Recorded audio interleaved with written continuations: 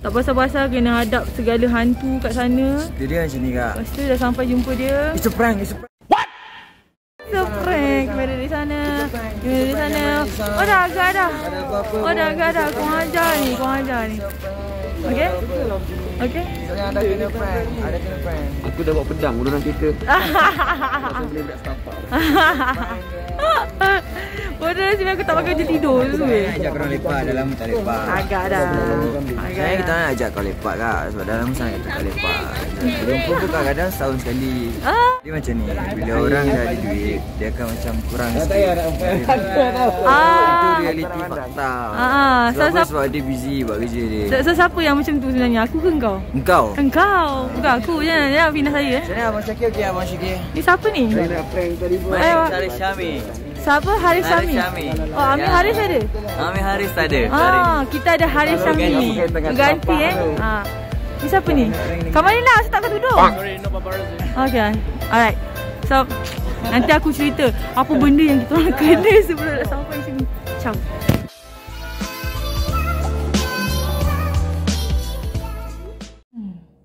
Macam biasalah guys, kalau tak rahim tak prank, tak prank tak rahim. Macam tu. Jadi, ya, macam korang tengok awal tadi, kita orang dah kena prank untuk ke Genting Highland, tapi di sebalik perjalanan nak ke Genting Highland tu, aku dengan Syakir melalui satu kejadian yang seram. But before that, hai assalamualaikum sawari. Cha cha cha. Bismillahirrahmanirrahim. La yadurru ma'asmihi syai'un fil ardi wa la fis samai wa huwa as-sami'ul 'alim. So kisah dia bermula macam ni. Daripada rumah lah kan. Syakir ni dia baru habis edit video. Aku pula masa tu terlelap tidur. Tiba-tiba my phone calling. Ling ling ling ling. Aku tak angkat lah. And then call tu berpindah kepada Syakir. Yang call tu Rahim. Jadi Syakir angkat. Dan dia kata nak cakap dengan aku. Then dia cakap lah something happen Kak, boleh tolong tak? Ada masalah ni. Aku kat Genting sekarang ni. And dia adalah private talk, dia cakap apa semua bagai itu yang menyebabkan aku dengan Syakir ni, wush, kita kena pergi Genting, kita kena tolong Rahim ni.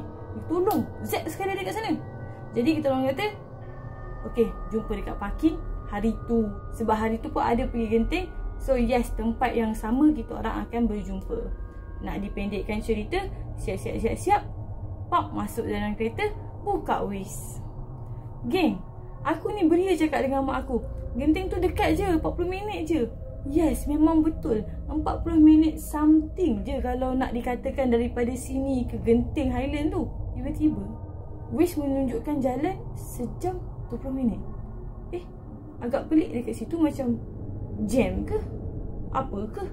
Lepas tu dalam keadaan yang terburu-buru ni kan, Syakir drive apa semua bagai, aku ambil handphone Syakir, aku macam check, Papa, mana jalan dibagi ni? Tak pasal-pasal masa tu nak ikut jalan aku ke nak ikut Waze. Sebab aku tahulah sikit jalan nak ke Genting tu macam mana kan, daripada awal. Kira macam dalam 20 minit awal aku tahu jalan. Macam tu kan. Tapi disebabkan Syakir percaya pada Waze, kalau Waze tunjuk jalan yang others, mungkin ada something happen on jalan yang biasa, yang kita decide untuk ikut jalan yang sejam 20 minit tersebut. Which is jalan tu, kita orang berdua langsung tak ada idea jalan apakah itu.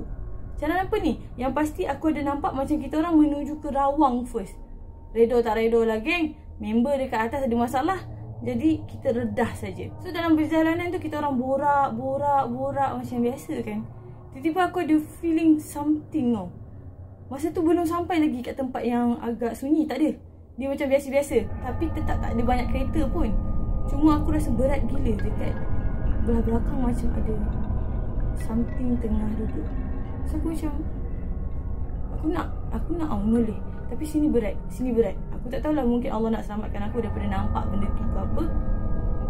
Aku real dalam hati memang rasa macam nak kena toleh ni, tapi tak boleh. Mungkin betul ada something dekat belakang ni.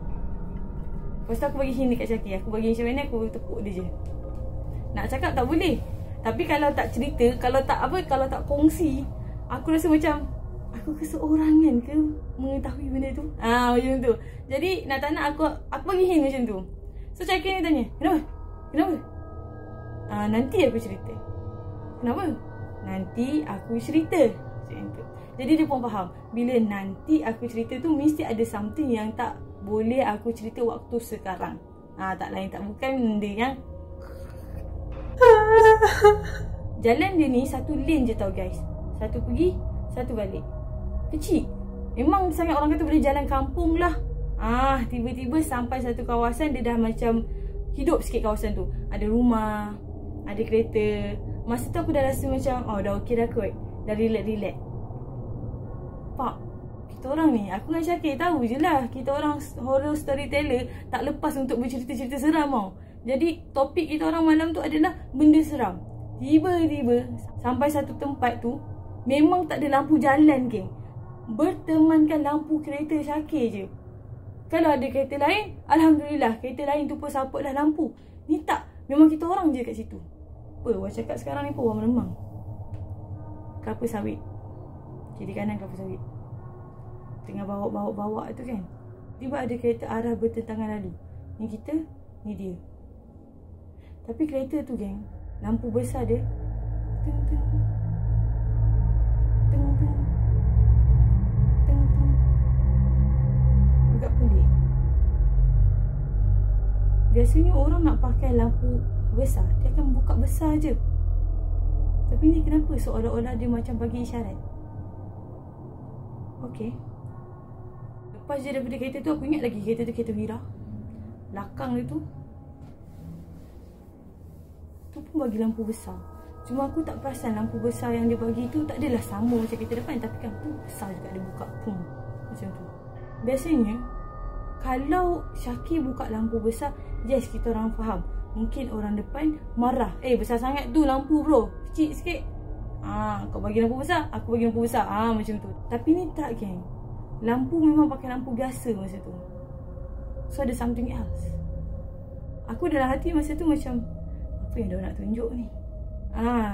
Waktu ketika itu juga geng, aku dengar tau Syakir ni macam menekan bunyi kereta dia. Tapi aku tengok meter naik 60 je. Dia punya berat ya Rabbi. Biasanya kalau tekan tu dah boleh pergi 80 ataupun something naik ke 100. Tapi tak, 60. So aku dalam hati pun kata macam, sah, memang ada benda menumpang. Tak lama lepas tu geng, aku dah takut. Aku pun macam rapat sikit lah kan. Lepas tu dia cakap macam ni, izinkan aku kejap. Pang! Dia hentak bumbung kereta macam tu. Kejut aku.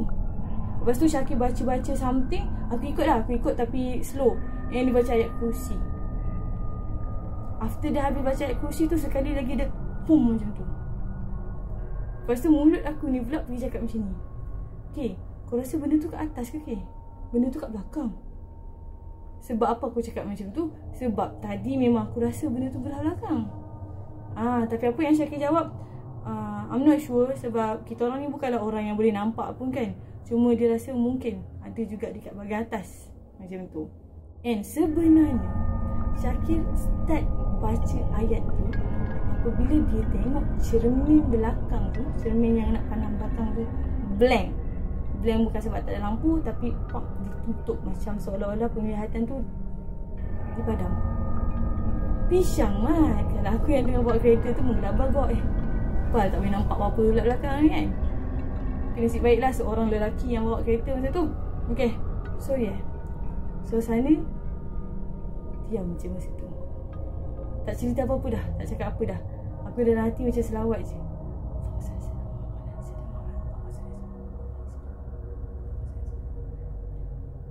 Sampailah ke depan sikit. Again kita jumpa tempat yang hidup sikit lah. Ada rumah, ada kedai sikit kan. Itu pun macam kampung-kampung juga. We still have no idea jalan apakah yang kita orang lalu ni.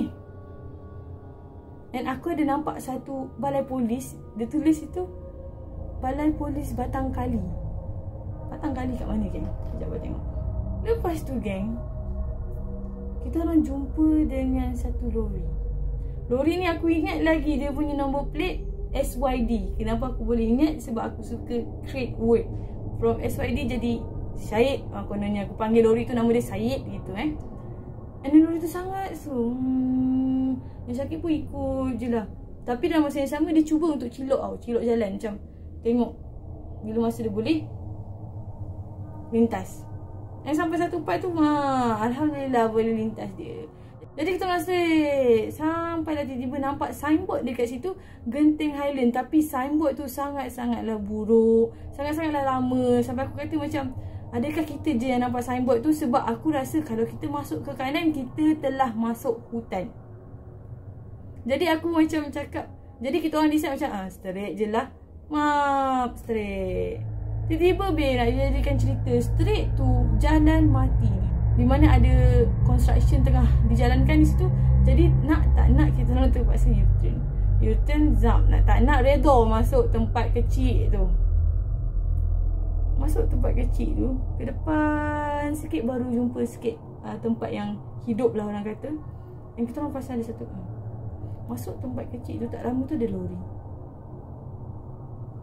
And then Zakir dia cakap, jangan nak kata lori yang sama tadi Lepas tu makin dekat, makin kita dekat, damn, lori yang sama dia. Slow je dia jalan. And again, kita orang ambil kesempatan untuk lintas dia. Antak kau lah lori.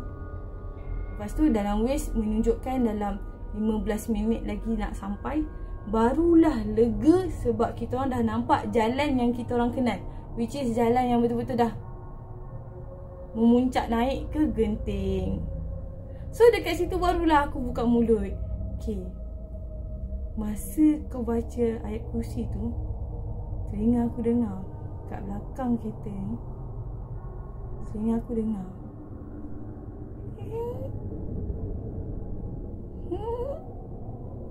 ada benda gelap.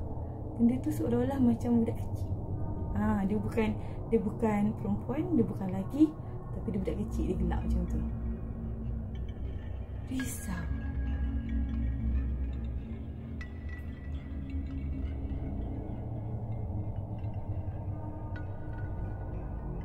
So that's why aku cakap, okay, kau rasa dia kat atas ke? Dekat dalam. Sebab first aku dah rasa tu, aku beritahu. Second, aku dengar. Tahu-tahu sampai dekat atas, kena prank. Again.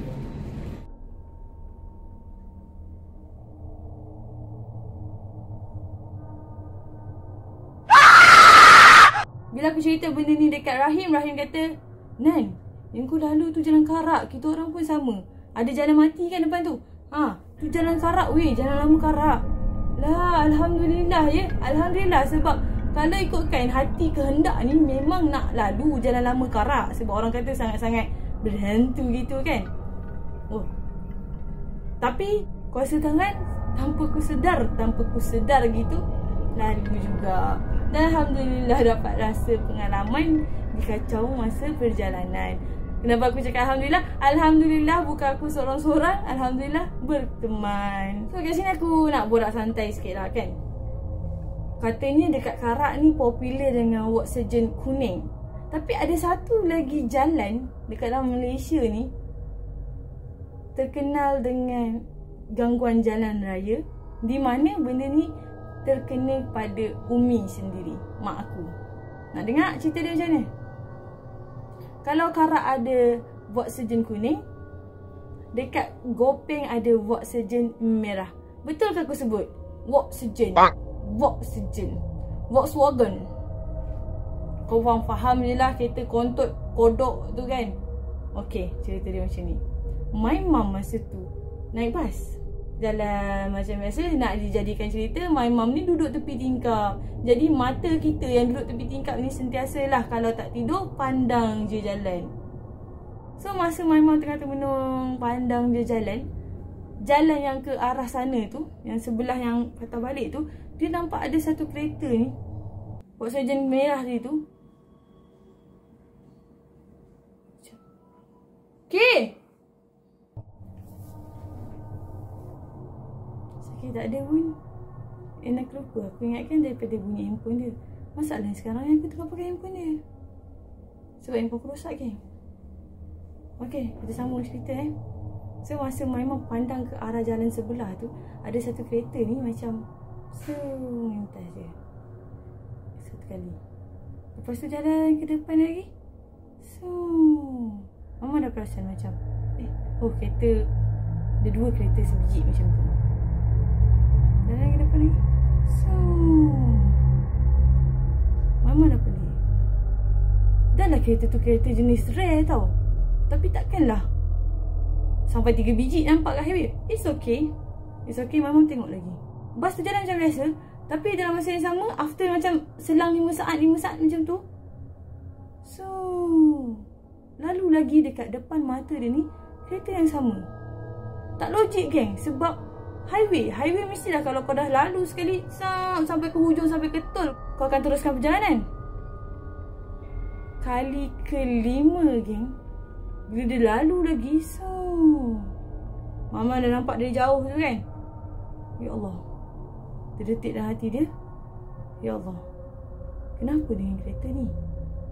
Saat dia doa, dia tanya Allah tu, ya Allah, kenapa dengan kereta ni? Tiba-tiba lampu dalam kereta tu dibuka, on. Geng, nak tahu tak apa geng? Rupa-rupanya dalam kereta tersebut tak ada penumpang.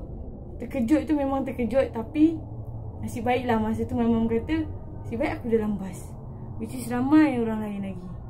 Kira keadaan yang dia nampak tu bukanlah dia seorang-seorang. So itulah pengalaman dia dekat highway nak ke Gopeng macam tu, Gopeng Perak. Sekarang aku nak tanya korang ada tak pengalaman diganggu di atas highway ataupun dalam perjalanan nak ke mana-mana? Kemudian pasangan muda ni dia bawa seorang anak kecil, dan waktu ketika kejadian itu tiba-tiba kereta beliau telah rosak di tengah jalan.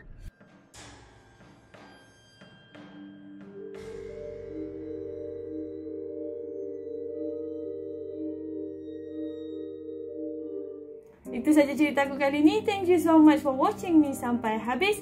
Kalau korang suka dengan cerita Kak Nan, korang boleh subscribe and follow Kak Nan dekat Instagram and YouTube. Maaf kalau ada tersalah kata ataupun tersilap kata. Thank you so much. Again, thank you so much. Bye bye. Kak Punka.